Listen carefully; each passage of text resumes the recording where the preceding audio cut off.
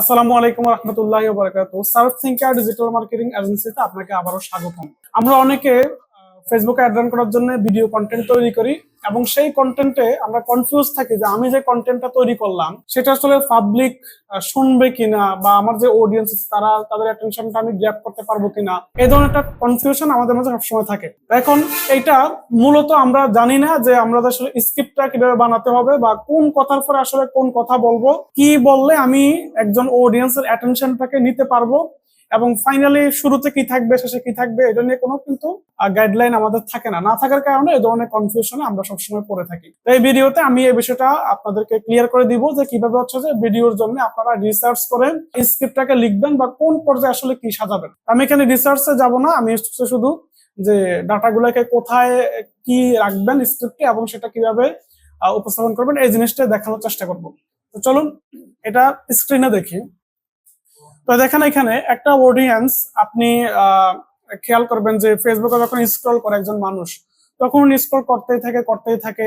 তো এই একটার পর একটা কিন্তু কন্টেন্ট এখানে আসতেই থাকে, ভিডিও কন্টেন্ট হোক বা বিভিন্ন কন্টেন্ট হোক, এবং প্রতি দুইটা ফিড এর পরে একটা হচ্ছে যে অ্যাড চলে আসতেছে। আজকের দিনে কম্পিটিশনটা এত হাই হয়েছে, তো এখানে অ্যাটেনশনটা ধরে রাখা অনেক কঠিন। ঠিক আছে, তো এই কারণে আমাকে প্রথমেই এমন কোনো কিছু নিয়ে আসতে হবে যেটা মানুষের অ্যাটেনশনটাকে গ্র্যাব করবে। ঠিক আছে, আদারওয়াইজ কিন্তু আপনি মানুষের অ্যাটেনশনটা না নিতে পারলে সেই স্কিপ করে চলে যাবে, আপনার কম্পিটিটর সেই জায়গা দখল করে নেবে। ঠিক আছে, তো এইটাকে বলে হচ্ছে মানে কন্টেন্ট ক্রিয়েশনের ভাষায় হুক। ঠিক আছে, HOOK হুক। হুক মানে হচ্ছে অনেকটা মানে বড়শির মতো।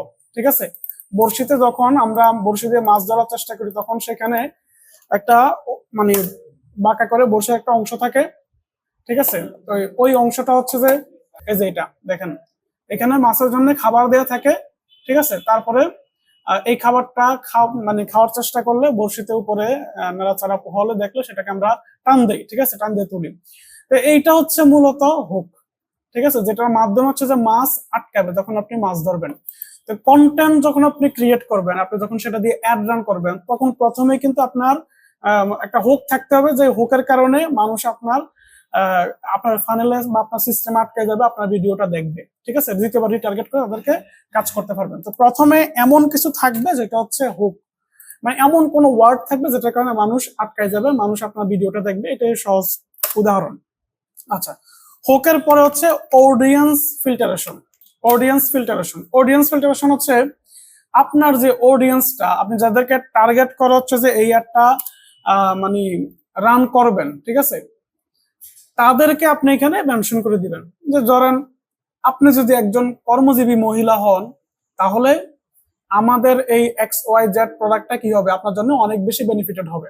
এভাবে কিন্তু আপনি মানে অডিয়েন্সটাকে ফিল্টার করে নেবেন। যখন আপনি বলতেছেন যে আপনি যদি একজন কর্মজীবী মহিলা হন, তাহলে কর্মজীবী মহিলাই কিন্তু এখানে ভিডিওর বাকি অংশটা দেখার সম্ভাবনা আছে। ঠিক আছে, আর যারা কর্মজীবী মহিলা না, তারা এটা স্কিপ করবে নর্মালি। ঠিক আছে, এভাবে অডিয়েন্সটা ফিল্টার করে ফেলবেন, কারণ ফিল্টার করলে না আপনি তারপরে 50%, 75% বা 100% যারা ভিডিও ভিউ করছে তাদেরকে রিটার্গেট করে আপনি কাজে লাগাইতে পারবেন। আপনি ধরতে পারবেন যে এই ভিডিওটা 75% যারা দেখছে তারা আমার অরিজিনাল কাস্টমার, আর যারা 3 সেকেন্ড দেখে চলে গেছে তারা আমার কাস্টমার না। ঠিক আছে, তো এভাবে কিন্তু আপনাকে অডিয়েন্সটাকে কথার মাঝে ফিল্টার করতে হবে। আচ্ছা, তারপর হচ্ছে যে features and benefits. Features and benefits, আপনার যে প্রোডাক্ট, সেই প্রোডাক্টের আপনি ফিচার্স এখানে নিয়ে আসেন, সেই প্রোডাক্টের বেনিফিটস এখানে নিয়ে আসেন। ঠিক আছে, অথবা দুটাকে আলাদা আলাদাও রাখতে পারেন। ঠিক আছে, আপনার প্রোডাক্টের ফিচার গুলো কি কি, তার সাথে বেনিফিট গুলো কি কি। ঠিক আছে, ধরেন আপনি হচ্ছে যে রেডি টু কুক ফিশ বিক্রি করেন, আপনি বলতে পারেন যে আমাদের এই রেডি টু কুক ফিশ আপনাকে মানে কাটাই বাছাই ছাটাই বা ধৌত করা এত কিছু ঝামেলা নাই, সবকিছু আমরা করে দিচ্ছি।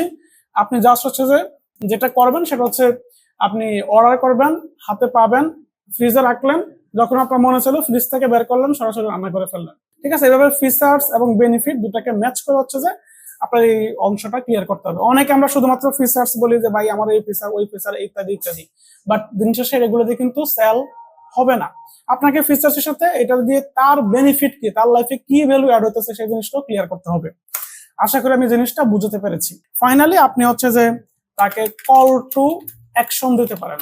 ঠিক আছে, কল টু অ্যাকশন হচ্ছে যদি আপনি এই প্রোডাক্টটি অর্ডার করতে চান তাহলে কি করেন, আপনি আমাদেরকে মেসেঞ্জারে মেসেজ করুন অথবা স্ক্রিনে দেওয়া নাম্বারে কল করুন অথবা আমাদের ল্যান্ডিং পেজ ভিজিট করে আপনি হচ্ছে যে নাম ঠিকানা ফোন নাম্বার দিয়ে এই প্রোডাক্টটি অর্ডার করেন।